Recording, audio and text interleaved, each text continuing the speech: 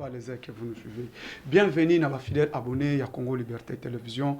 Président Moustapha Mafuta, communicateur de la République, tu es sur l'anabino sur l'actualité politique au Ezokoleka na kati ya République démocratique du Congo. Tu es sur l'anabino sur situation sécuritaire dans l'est ya pays parce que objectif na biso to yaka tout ça la sur analyse par rapport à la situation sécuritaire dans l'est ya République démocratique du Congo. Tu es sur l'anabino tête à tête entre le président Félix Tshisekedi Tshilombo et Emmanuel Macron au hasard président de la République de France. Toko solo nabino point de presse na bango au banime bango mibale à part wana toko développé sur 4500 000 tonnes armement au baguti kokoma ekomi na est de la République démocratique du Congo en provenance ya mboka nini toko beta masolo awa toko beta masolo lisusu to solo nabino sur ma si wabitumba oyo betami na cité ya Rubaya tout autour ya cité ya Rubaya oyoyo FARDC wazalendo babanda qui ko bombardé ba M23 depuis 5 h du matin ya journée à l'élo ba M23 bazala qui ko bongo bombardé par les forces armées de la République démocratique du Congo ensemble avec nos compatriotes de l'Est qu'on appelle les wazalendo oyoyo musala malamu esalemi na bongo na cité ya Rubaya na cité minière ya Rubaya toko beta masolo awa toko solo na bino sur Henri Magie Ada Chaloué oyoyo bakimi nini baloka ki bango $5 000 bazwaka yango te $2 000 ya avance bazwaka yango te Adam Chaloué et Henri Magie bakimi M23 bakimi AFC ya Corneille Nanga destination wapi ngai na bino toyebite tokosolola awa wasusu sire déplacement ya mokonzi mboka avant comme à Paris azalaki na Allemagne devant le chancelier fédéral ya Allemagne nini mokonzi mboka basolo likuna na chancelier fédéral ya République d'Allemagne tokobeta masolo nango awawa na kati ya Congo Liberté Télévision. Likez, aimez, partagez l'émission. Tchela biso ba j'aime, likez émission et kosala biso malamu mingi. Tant bozo ko likez émission, tant bozo partager 76 800 oboza na lune obolanda kabiso oboza babone na biso bo continuer ko aimer ko partager émission et kosala biso malamu mingi. Bande ko ngai ba congolais lelo oyo pona yebisa bino que le M23 est sili pona bango. Le M23 n'existe pas. Le M23 n'est que coquille vide. Le chef direct de ces mouvements, il s'appelle Paul Kagame. Je pense que le président l'a dit. Et le président a continué à partout à Zokinde. Nako négociaka te naba M23. Je ne négocierai jamais et plus jamais avec le M23. Si je peux parler, s'il y aura des pourparlers uniquement avec Paul Kagame. Mais avec le M23, il n'y aura pas le temps et je ne négocierai pas avec eux. Bravo. Namokonzi Mboka, président Félix Antoine Tshisekedi Tshilombo. Le sentinelle de la République. Mokengeli yaba Congolais. Détermination ya Mokonzi Mboka, détermination ya gouvernement et détermination ya armée ya République démocratique du Congo. Lelo oyo Congo na ebisaka bino bandeko nanga ba Congolais. Tozui président na taille ya République démocratique du Congo et na taille ya ba Congolais. C'est Félix Antoine Tshisekedi Tshilombo. Ba Rwandais o bakanisa ki Congo bakobotolaka yango. Ba Rwandais o bakanisa ki Congo bako continuaka ko dominer na tango ezalaki ya Joseph Kabila. Tant pis pour eux et ça suffit. Bande konangai président de la République avant akoma Paris. Le président akitaki na Allemagne. Na Allemagne bongo place au akutanaki na chancelier ya République fédérale d'Allemagne. Bakutani ne basololi. Pour un problème, il y a situation sécuritaire dans l'Est de la République démocratique du Congo. Le premier ministre allemand, chancelier allemand, a édicté il faut négocier na bango. Président Ayebisi Eboye. Première question. Sur base de quoi d'aller négocier avec un agresseur? Bangonde bazo bundi sangai. Bangonde mutu bazo ko agresser ngai. Je suis agressé par les Rwandais. Les Rwandais qui m'agressent et les Rwandais est chez moi. Azo ko agresser nga na kati mboka nanga. Sur base de quoi yo ozoti ndangai, vous m'envoyez d'aller négocier avec eux. Un agresseur. Vous m'envoyez d'aller négocier avec un agresseur. Boye bisanga tina nini? Yo chancelier allemand ozoti ndangana kende ko négocier na bango pendant que bango bazo bundisanga na kati ya mboka nanga. Batalaki azangi réponse. Avant bongo président a comme en France, le président a posé ces questions et pas chancelier de la République fédérale allemande. Expliquez ngai. Allemagne yo ozoti ndangana kende ko solola na Rwanda. Na ba M23. Ozoti ndangana kende ko négocier na ba Inuya, na ba M23. Mais les M23 n'existent pas. Les M23 n'est que coquille vide. Ce sont des Rwandais. Je suis agressé par les Rwandais. Les Rwandais qui m'agressent chez moi. Avant d'aller négocier, je dois d'abord défendre mon pays. Je suis là pour défendre la République démocratique du Congo, qui est mon pays, qui est agressé par les Rwandais. Bato bazo bundisanga et pananga. Bazo bundisanga na kati ya mboka nanga. Alors, pendant que bango bazo bundisanga, yino bozo tinanga na ke ko négocier na ba Rwandais, na ba M23. Pendant que chef na bango azali, leur autorité morale est connue. Les M23 n'existent pas, n'est que croquis vide. Batu bazo bundisanga, ce sont des Rwandais. Et c'est l'armée rwandaise qui est chez moi. Bazo bundisanga et pananga. C'est mon territoire qui est occupé par les Rwandais. Alors je suis obligé de défendre ces pays, de défendre les territoires congolais. Nde Omonitina, président Ayebisi, le premier ministre allemand, il n'y aura pas de négociation entre les M23 et la République démocratique du Congo. N'a qu'on négocier tena bango. Parce que les M23 n'existent pas, n'est que croquis vide. Ce qui bino bozo zela, que Congo République, que moi je dirige, président, il n'y aura pas de négociation avec les M23. S'il faut pour parler, je vais parler avec Kagame, les yeux dans les yeux, pour lui dire, ça suffit, et pourquoi Azoko Bomaba Congolais n'a qu'à Tiamboka Nabango. Papa, Babloko yo, Libungu Tulu Oyo, Premier ministre allemand Azui, Afandi Alobi, au cerveau et Ndengenin, au Azam Moutou Ndengenin. Donc, Fati, abeti yebi iboto na kati ya mboka na ye. Siko tangu Fati alongwe wana. Le président est arrivé en France. En France, où il a été reçu d'abord par le Sénat français. Après le Sénat français, Akenda qui n'a parlement français. Na délégation ya Mokonzi Mboka. Mokonzi Mboka a été accompagné par le vice-premier ministre de l'économie nationale, actuellement le candidat président de l'Assemblée nationale, qui est le docteur, le professeur Vital Kamerhe. Docteur Vital Kamerhe, honorable Vital Kamerhe. Azalaki Bongo na le vice-premier ministre, ministre des Affaires étrangères, M. Honorable Christophe Lutundula. Il était encore dans suite à président, le ministre de la communication et médias, Patrick Mouyaya Katemwe. Président Akenye Bongo na Sénat en France. Nalandi batu bazomi tuni sangai. Comment président bayambiye na Sénat tapis rouge ezate? Est-ce que bayi congolais bazalaki na posa ya tapis rouge to bayi congolais bazalaki na posa président akende na Sénat? Parce que ça voyage d'état, voyage de travail. Et officiellement, ezalaki ya nini te mais ezalaki voyage de travail. Président akende ki musala bongo na Paris.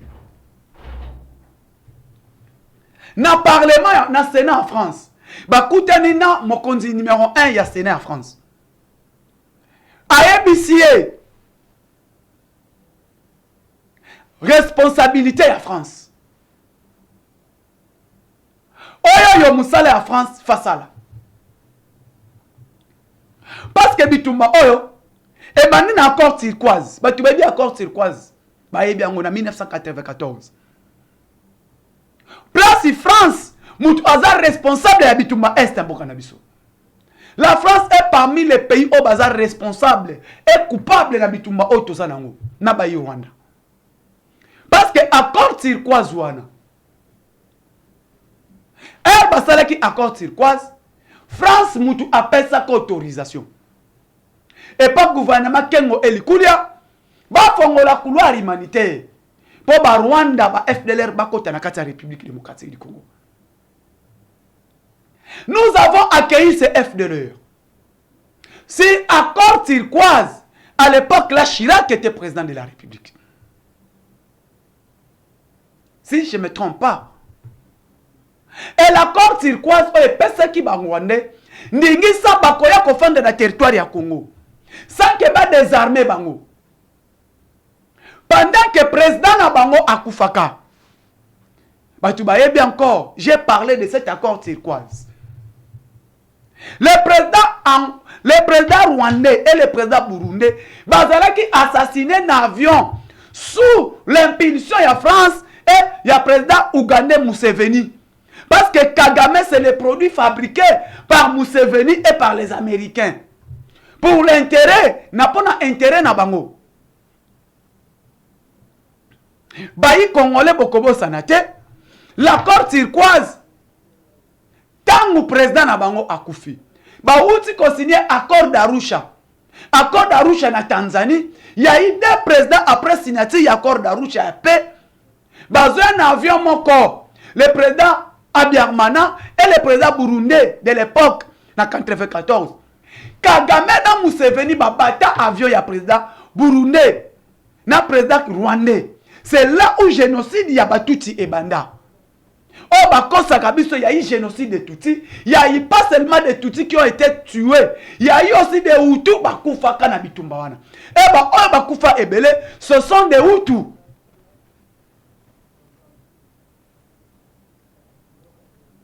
Boye koye bisabiso. Bon, fongo la couloir humanitaire. To fongo la couloir humanitaire sous l'impulsion de la France. Donc, agression au bitumbo tozane ango. Problème tozane ango sécurité na RDC. Maître des jeunes ango c'est la France. L'insécurité au pays, au Congo, France a un meneur de jeunes ango. Parce que France mutu ayebisaka gouvernement Kengo et Likulia. Bon, fongo la couloir humanitaire. Bon, yamba batuana Kengo avait refusé à l'époque là. Comment tu as battu na kati ya Congo? Ces gens-là, baza désarmé te. To désarmé bangote, to étudié bangote, baboya France aboya. Et il y a eu accord turquoise, ces gens-là bakota ki na kati ya mboka. C'est là où maintenant l'est du Congo et insécurité et bandit na est. À partir de l'accord turquoise. Mes frères congolais, nous avons accueilli ces gens. Bakoti, to pesi bango espace bafandi na est. Et maintenant, à ma grande surprise, l'insécurité à Congo est bandit dès que cet accord turquoise. C'est là où FDLR, Koti, bandi ko braquer ba Congolais, bandi ko créer insécurité dans l'Est, et l'insécurité de l'Est a commencé à partir de cet accord turquoise que le Congo, nous avons accepté de recevoir ces Tutsis, ces Hutus dans notre pays qu'on appelle les FDLR. Ba FDLR wana entré na bango nde insécurité et bandit. Et maintenant Kagame a commis yango cop na ye que lelo oyo insécurité na Rwanda parce que le Congo est en train de collaborer avec les FDLR. Mes frères congolais, insécurité à RDC, c'est même les FDLR, c'est une menace pour le Congo, non pour le Rwanda. Parce que bazo lukabako sabatu histoire. Les FDLR ba menace kande insécurité na bango, ba menace kande biso ba congolais. Non, ils menacent le Rwanda. Ba tika ko sala jamais incursion na Rwanda. Ba sala quand incursion wapi na kati ya République démocratique du Congo. Et lelo est comme copie à Kagame que non, l'insécurité au Rwanda, ce sont des FDLR. Les FDLR là, mutu bazo créer insécurité na mboka na ye et lui est là pour protéger son pays et pour protéger son peuple. Mes frères congolais, il n'a jamais été menace au Rwanda. Le problème des FDLR, c'est les menaces de l'insécurité, c'est en République démocratique du Congo. Ce n'était pas sujet, voilà qui n'a expliqué tout. tu vas comprendre que les Oyo, les Congolais toujours souffrir d'insécurité parce que la France est parmi le meneur de jeu. Insécurité à RDC, France a sa partie prenante na yango. France a sa responsabilité ébélée. Pourquoi? Parce que France a siégé dans le Conseil de sécurité à ONU. France a siégé dans le G7. Et maintenant, l'enfant de course, moi né à Moussala, il y a Joe Biden. Moi né à Moussala, il y a G7, il s'appelle Emmanuel Macron. Et Macron a été humilié. L'Allemagne était humiliée par Félix Tshisekedi. Fatih Alobi, non. En Allemagne, non. En France, que je ne négocierai jamais avec ces M23. Je ne négocierai jamais avec M23. Bazelate bakanisate ke ngachi sekedi na kosolola kana bango. Et négociation na Paul Kagame. Avant que tu bande négociation, Kagame n'a que à retirer ses troupes. Kagame, il faut retirer Rwandais au bazar na kati ya mboka na ngai. Kagame, il faut retirer armée na ye au bazar na kati ya République démocratique du Congo. Raison pour laquelle avant Tozonga, parce qu'il y a eu des pourparlers déjà avec le Rwanda concernant accord ya Nairobi. Accord ya Nairobi na accord ya Rwanda. O esangisa ki biso na ye. Non, Fachi est vraiment sage. Accord à Nairobi, na accord à Luanda. Et sangisa ki bisonaye. Et sangisa ki bisonaye pour te trouver solution sur les plans diplomatiques. Et solution sur les plans diplomatiques, Kagame n'a pas voulu solution sur les plans diplomatiques. Alinga ki angote. Alinga ki te que diplomatie n'a biso éprouvé. Diplomatie nde eko kabolanga inaye. Kagame n'a pas voulu. Et maintenant comme Kagame n'a pas voulu, donc sur les plans diplomatiques, que moi j'irai maintenant sur le plan militaire. Tokenaye sur le plan militaire. Parce que yé Alingi était militaire, armement et loba. Alingi militairement, Tokenaye sur le plan militaire. Raison pour laquelle maintenant, le président Félix Tshisekedi est engagé maintenant militairement. Tobundana bango parce que Kagame Alingi Kimiate. Kagame ne veut pas la paix. Le kolaye Alingi bongote, Minduki e Kabulanga inaye. Minduke Kabolanga inaye. Raison pour laquelle Bomona Kisiko, le chef de l'État, le président Félix Antoine Tshisekedi Chilombo, s'est engagé sur le plan militaire. Parce que Bango Bakanisa ki ke armée na biso ezali ndenge armée à Kabila ezalaki. Akanisa ki Félix Tshisekedi comme c'est un civil, Kabila était militaire, Akoka qui était. Ce qu'on y aye aza civil. Or Babosani, Tshisekedi c'est un diplomate. Et hormis diplomate, Tshisekedi c'est un politicien. Tshisekedi c'est un politicien. Ce qu'on les lots à Kolobasunini. Nde bomoni na point de presse nae.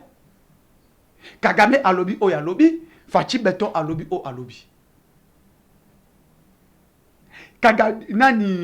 Pardon, Emmanuel Macron a lobby o a lobby. Fachi Beton a lobby o ye a lobby. Et Fachi est clair. Vis-à-vis à Emmanuel Macron. Macron a sali ba discours na moulaï.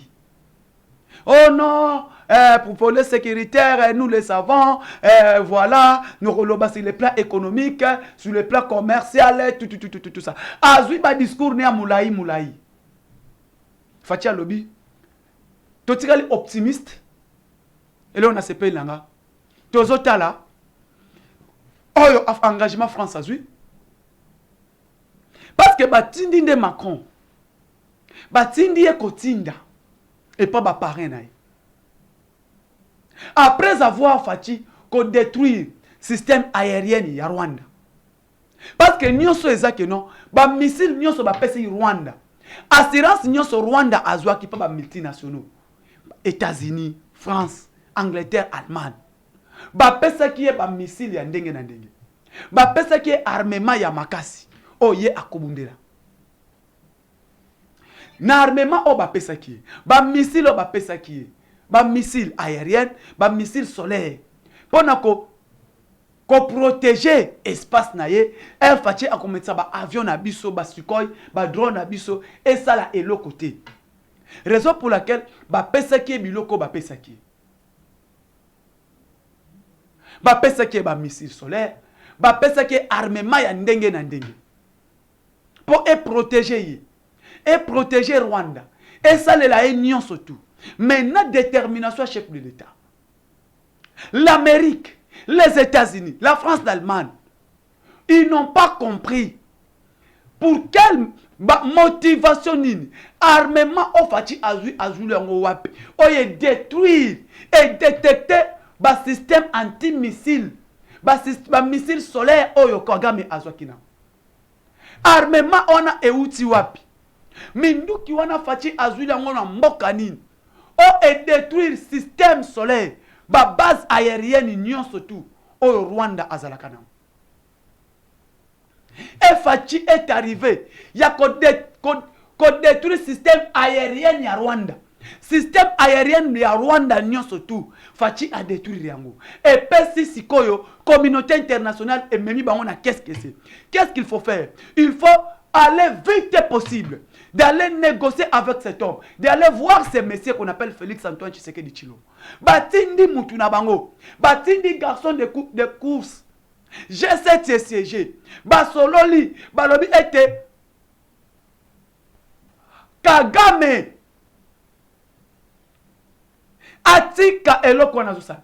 Le M23 Kagame a retiré ba M23 na kati ya République démocratique du Congo. Balobi ni G7. Les M23 sont soutenus par un pays. Ils ont soutenu par un pays. Ça y a côté un pays, ils ont soutenu par M23. Ça côté un pays ango nini.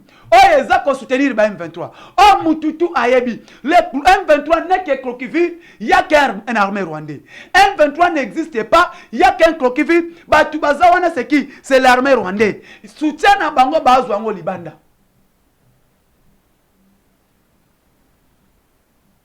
Soutien à Bango Bazwango Libanda. Et soutien au Libanda pays nini. Et ça que Rwanda. Les Rwandais qui sont derrière les M23. Et ça pays moussou soutien. Et ça que banane. Moutouaza Simaya M23, c'est les Rwandais. Nde omoni siko bande konanga ba congolais de père et de mère, sachez-le bien aujourd'hui, la République démocratique du Congo est déterminée de défendre les 2 345 410 km². Et ces 2 345 410 km², c'est l'espace et sa superficie de la République démocratique du Congo. Et ces superficies doivent être défendues par quelqu'un. Et c'est qui? C'est Félix Antoine Tshisekedi Tshilombo, qui est notre premier fils. Et le premier citoyen de la République, comme chef de l'État, garant de la nation. Azana pour protéger la République démocratique du Congo. Après qu'on détruit le système aérien à Rwanda. Après avoir les G7, la communauté internationale, le Conseil de sécurité à ONU, était détecté en haut. Or, dispositif, c'est l'armée américaine et le CIA américain. Comme en Rwanda, parce que dans Kagame est soutenu. C'est qui? C'est l'Allemagne, la France, les États-Unis. Pays où on soutenir. Comme hier. Bazo soutenir pour nanini parce que bango balia kana simawana minéraux nyonso tout et bimakana RDC par les armes. Rwanda a utilisé ba arme nae ba pesa kai pa ba pare nae ba pare nae après qu'on livrer ba arme bazui ba koti ba piller minéraux ba ko piller minéraux ba tikeli ba miette nyonso tout ekei et fachi alobi boy.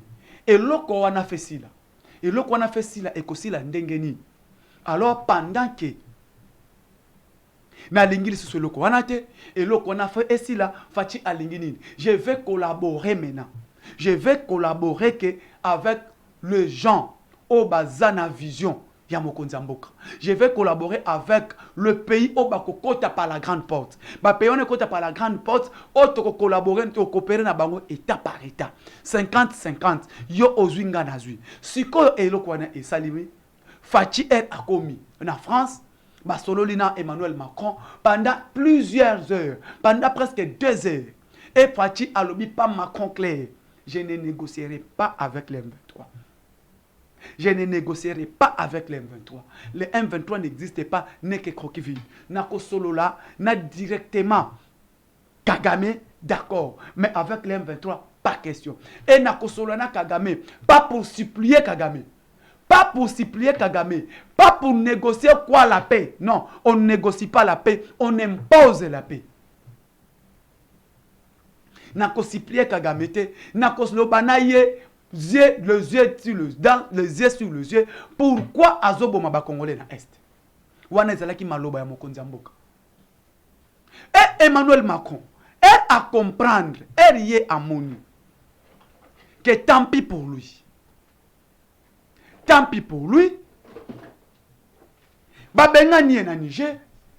Ba bengani partout à Kei. Allez partout à Zokende Kolela. Ba pays nyonso au France. Ba pays d'Afrique de l'Ouest. Place à banaki copier minéré. La France est chassée. Ce que France a l'obité, ngai ba bengani nga partout. Na kosala nini. Na kekole la wapi. Il faut aller vite na République démocratique du Congo. Il faut na kende mbangu na RDC. Na kende kosolo la parce que intérêt ndambo etika les na République démocratique du Congo. Maintenant je dois partir rapide na RDC na mona Félix. Pendant que relation ezalaki tandi. Relation ezalaki tandi, boyokani ezalaki lisusu te. Relation ezalaki vraiment sous malamu te parce que ba marche o esalemaki awa. Avec départ ya ba casque bleu ya MONUSCO. Ba tudio so bayibi ete le casque bleu ya MONUSCO wana.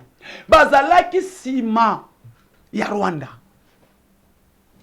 On croyait que la MONUSCO est venue pour sécuriser la République démocratique du Congo, mais tout le monde MONUSCO est pour la quantité. Il y a qu'on protéger la population na babie na bango, mais MONUSCO est pour na faciliter ba Rwandais. Beaucoup comprendre bande konangai. Shit ya Rwindi ezalaki MONUSCO. Kibirinzi ni tete le wazalendo. Ezala vigilant, MONUSCO azalaki déjà prêt Kibirinzi pe ezala nini. Ekweya. Et sur ce bande konanga ba Congolais de père et de mère. Lelo oyo sikoyo.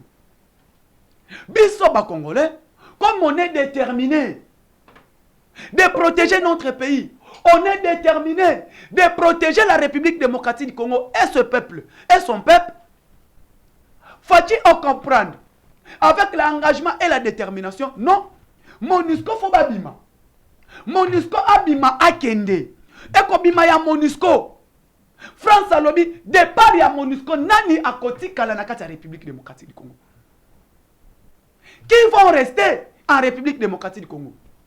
Et pays nini ekotika la kuna. Fachi alobaki non. Or Fachi préparé déjà. Après départ à MONUSCO.